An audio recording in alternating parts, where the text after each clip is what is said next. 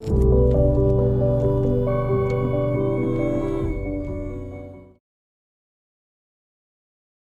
ladies and gentlemen. This is Party PD, and I am coming to you live-ish with a brand new series to the channel. That's right, ladies and gentlemen. The Workshop Weekly will be taking a little bit of a break until we have everything lined up and ready to go for the next season.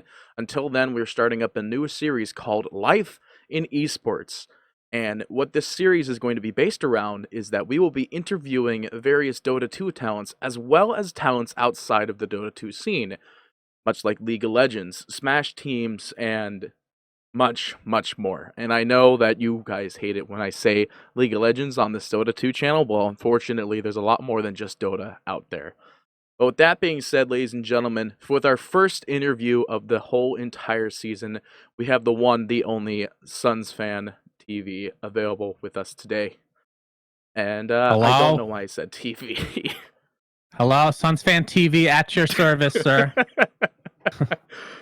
uh, so, Sunsfan, you've been in the scene for quite some time. You took a little bit of a break at one point in time, which most esports people like to do anyway, because it starts to pile up after a little while, and you want to take a little bit of a break. But you come back, you've made an amazing recovery with WePlay, as well as some other various tournaments casting from remote.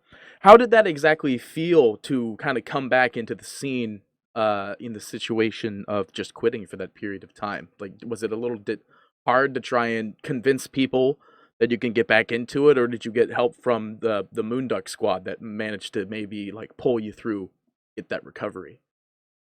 I mean, I never felt like I quit. It was more, I mean, I guess you could look at it various ways, but it was more just taking a break from Dota specifically, but continuing to, I mean, at the time I was doing Artifact, which you could argue is technically Dota related, at least in terms of the lore. But yeah, I wasn't really worried about getting back into the scene. I feel like I've been in you know, in this business long enough that it wouldn't really hurt me long term. It just was more for I mean, I knew it would help me more than anything just because of the mental state that I was in at the time.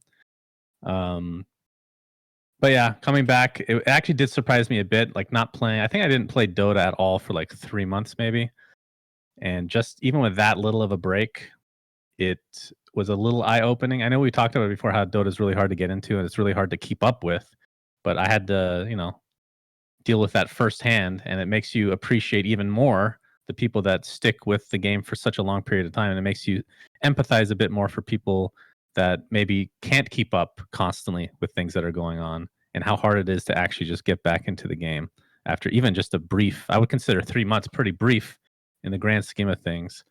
um, so I'm hoping that long term, I've been saying this for it feels like a decade, that the new player experience Oh, will help in some regard, but there seems to be no end in sight in terms of that.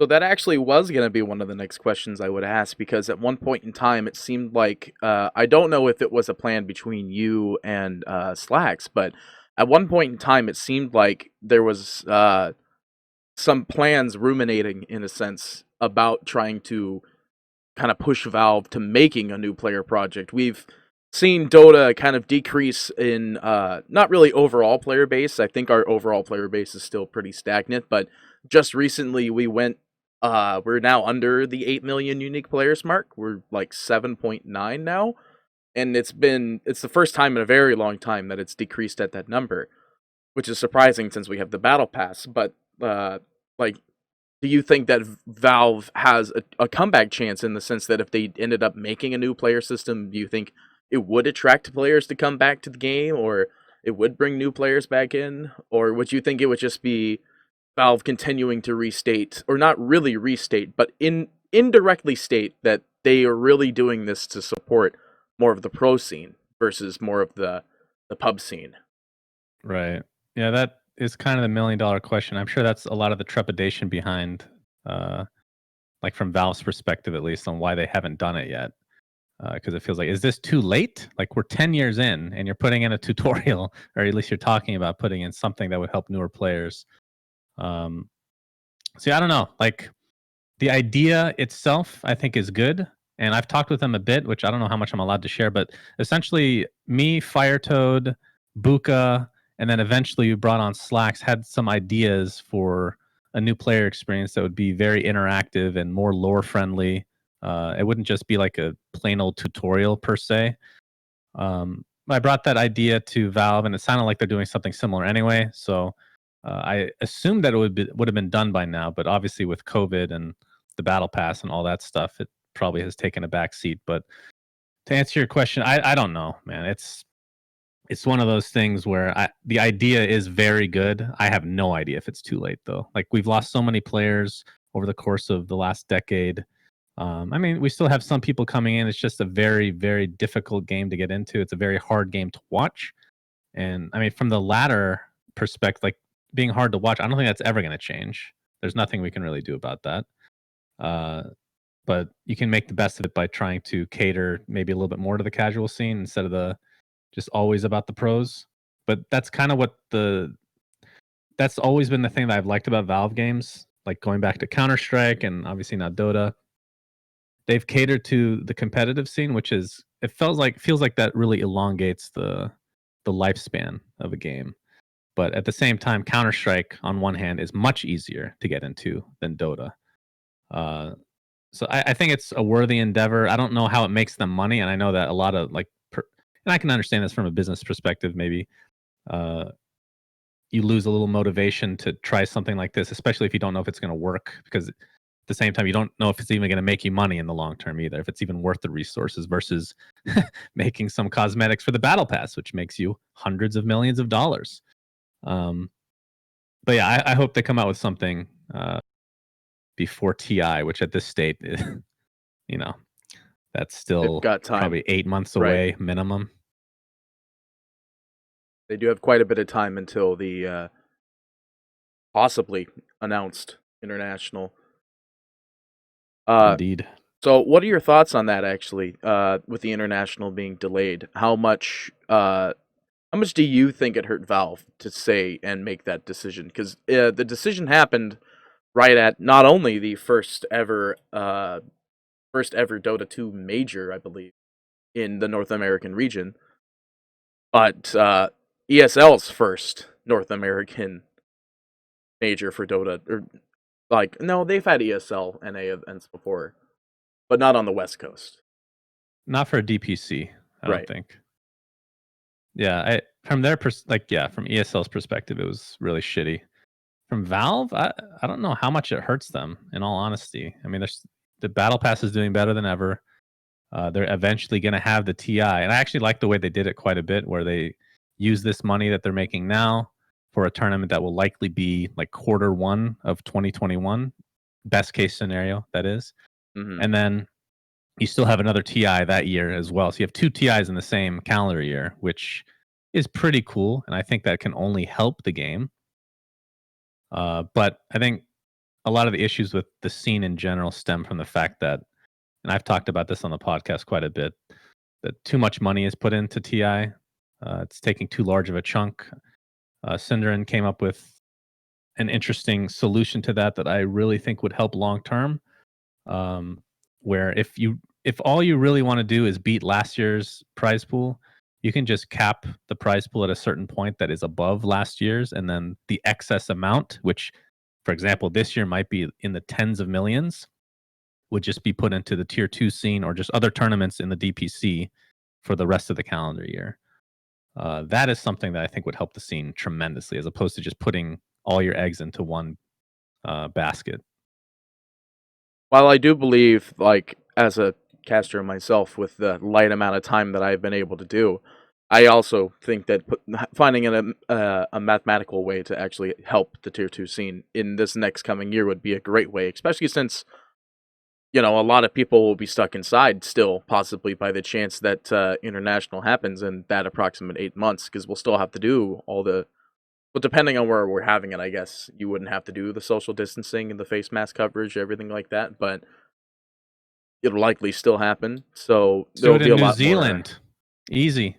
That's true. Actually, I forgot about that. Zealand's like completely out. Well, then we have to work with the internet, right? Well, no, it's a land, so it doesn't even matter. Yeah, Like, you got to quarantine for a couple weeks once you're there. Well, you got to get permission from them, I'm sure, at that point. I don't know if Americans can leave the country anymore. It's a real mess. yeah, I think we're quite stuck in where we are in this current situation. Well, Sunsfan, I have two more questions for you. The last one is a bit of a sensitive one, as we're currently in a very happening situation in the esports scene with the dramatic reveal of assault and sexual harassment. You actually talked about it in your last We Say Things with Sajidine as well. And I did watch the whole thing as well. So very nice, and I liked it a lot. But I wanted to collect your thoughts on if, say, there's somebody out there who wanted to get into the casting scene, not just for Dota, but for they want to be a Smash caster, or for instance, Valorant's brand new, or even I think Ubisoft has a battle MOBA going out right now, something like that, Do they? Hyperspace or something. I don't know. Oh yeah, I've seen that. Yeah. Um, like for instance, basically, if there was somebody out there that saw all the performances and everything going on, but then saw the drama shortly after, and that kind of deterred them from wanting to get into the scene, what would you sort of recommend, or like say, or like what sort of like practice would they kind of like try to do in order to like want to go to events and be that caster or be that admin or anything like that? Right. Well, I think in terms of the sexual harassment, and assault and all that stuff, which has come to light recently, that unfortunately is not just esports. It's pretty much like I shouldn't say any industry, but a lot of the major industries, especially the movie industry, is a big one. Um, I think just from that stuff coming to light, it's going to help just create more exposure. Uh, and just with that alone, I think we can take next steps to make things feel a little bit safer. I think tournament organizers are already talking about making uh, women feel safer at events just based on the few tournament organizers that have spoken up already.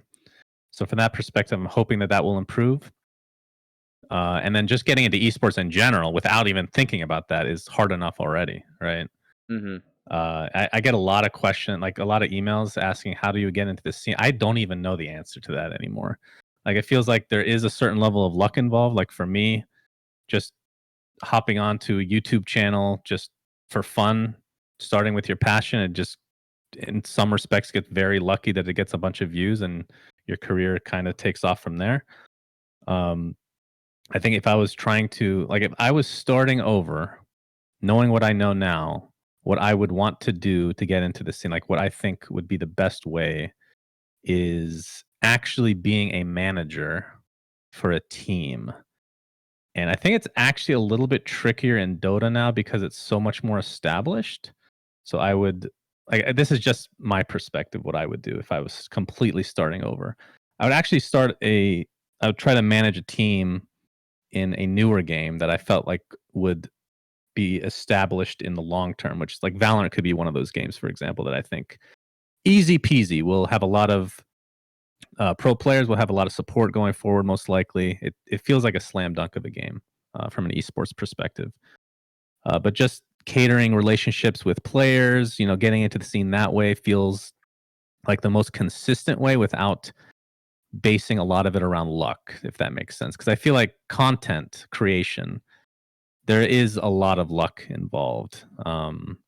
Obviously, you need to have some sort of talent or some sort of entertainment value to go along with it, but it's never a sure thing. You can be the hardest worker ever, and that's another thing. People that want to get into casting, and this was like I've been talking about this for over a decade now.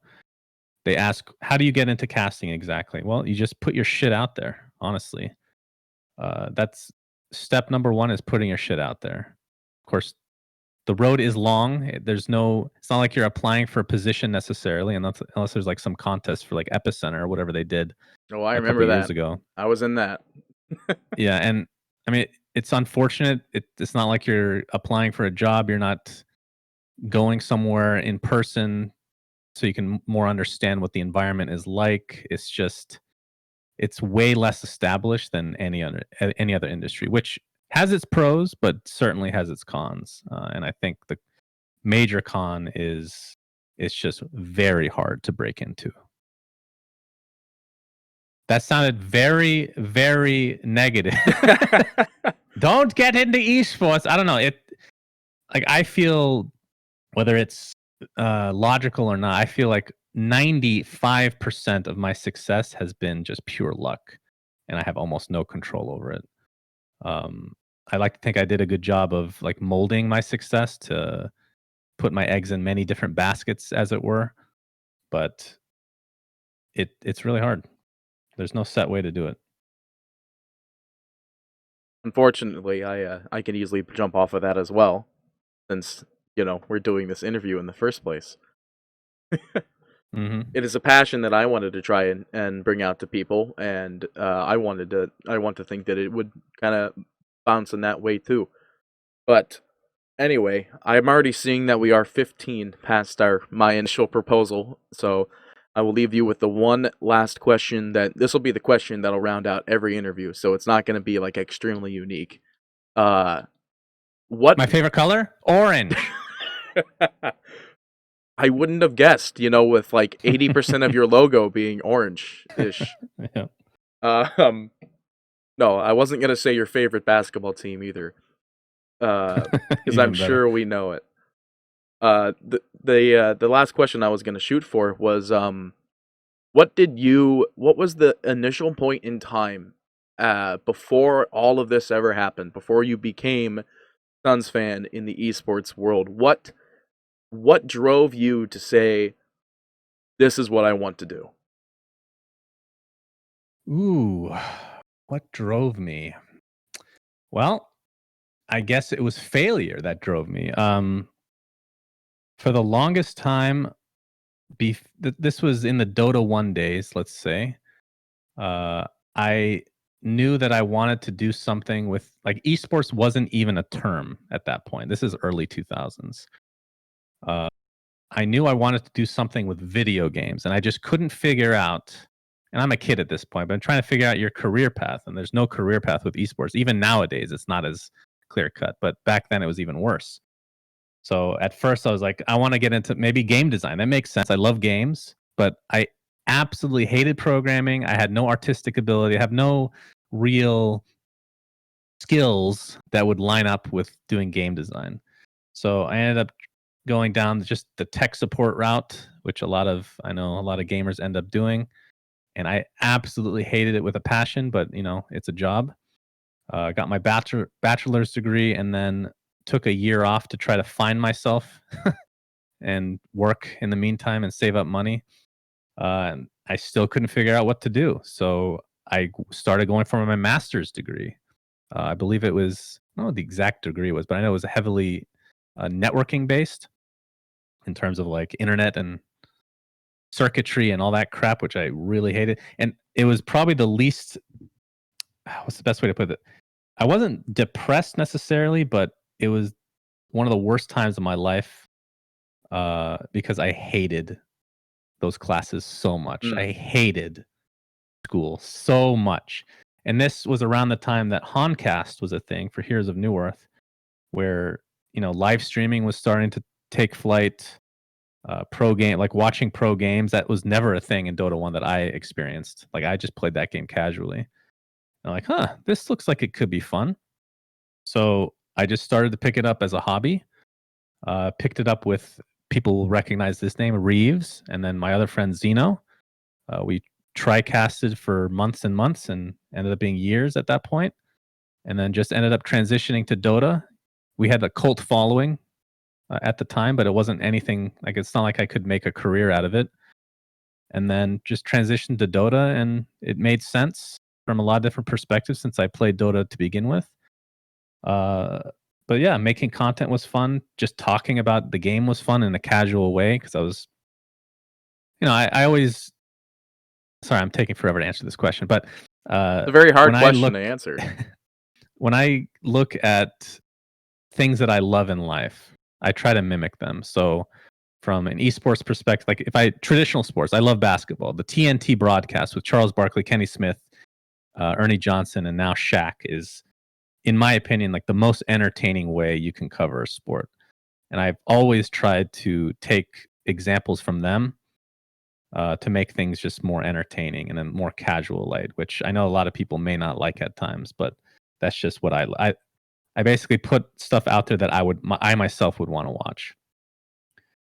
And yeah, so I guess the driving force was hating school and just putting myself out there and not caring if people hated it or not, just trying something new, and it ended up working out for me. Well, I'm sure Reddit also wasn't really a big factor at that point in time. So even if other people hated you, you probably still wouldn't have paid attention to it one way or another. Yes, just YouTube comments, the most cancerous of all. Really? Yes, they're way worse than Reddit for sure. I think number one would be the most toxic is probably Facebook is really bad. Then probably YouTube, then Reddit. Of the three, Twitter is that's a tough one to digest, but somewhere in the middle. I feel like you got better supporters on Twitter than you do on your YouTube channel, let's be honest. Yeah, that's probably a good point. No offense, everyone who's gonna watch this eventually. Well, anyway, Sunsfan, thanks for answering the questions that you had. I'm really happy that I was able to get the time with you about this, and sorry that I made the last question such a very difficult one. No, it was not difficult. It's actually interesting to think about the roots, because sometimes you get lost in the shuffle. Like even though I love my job and what I do, I literally have not even gone on vacation in 10 years. And sometimes it feels like I need to. And sometimes it feels like, what would you do? I play games all day. Right. like last time I went on a quote unquote vacation, I was missing the internet the whole time. So I feel like I'm just addicted at this point. Yeah, it's hard to go on a vacation as an esports personality. Yep, very true. Well, anyway, Sunsfan, thanks again for being here. I'm very happy to have you on this very cold night. And yeah, thanks a lot. Anything you would like to say on your way out? Nope. Thanks for everything, Party Pete. You're the man, buddy. All right, thanks, Sunzy. And I'll let you know when we have this bad boy out. So with that, ladies and gentlemen, thank you all so much for watching and listening. Life in Esports episode 1. We'll be back with episode 2 in the next week or so, praying to God that I actually do this in the next week and a half or so. Because let's just say I'll follow the old schedule of what's the name of that? Fails of the week. All right, we'll follow the same schedule as fails of the week. Good luck with that. With that being said, ladies and gentlemen, thank you all so much for watching. I hope you thoroughly enjoyed this. Party Petey, signing off. Bye. Hello, everybody. I hope you thoroughly enjoyed the first episode of our new interview series, Life in Esports with Party Petey. We're going to have a lot more interviews in the future. We're going to focus on Dota interviews to start out, but eventually we will be going into various other games like we've talked about at the start of this episode, i.e. League of Legends, Dota, or World of Warcraft, stuff like that. Like any title, basically. We want to make it to where the title is not just exclusive to just Dota players. We want everyone to feel involved in this new series. So we'll be going into a lot of various other games, like even Rainbow Six as well, for the future. And heck, maybe we'll interview even Team Orgs and talk about how happy they are about running their new organization. So with that being said, ladies and gents, thank you so much for watching this very long outro, and we'll see you next time for the next interview within the Life of Esports categories. Party PD, signing off.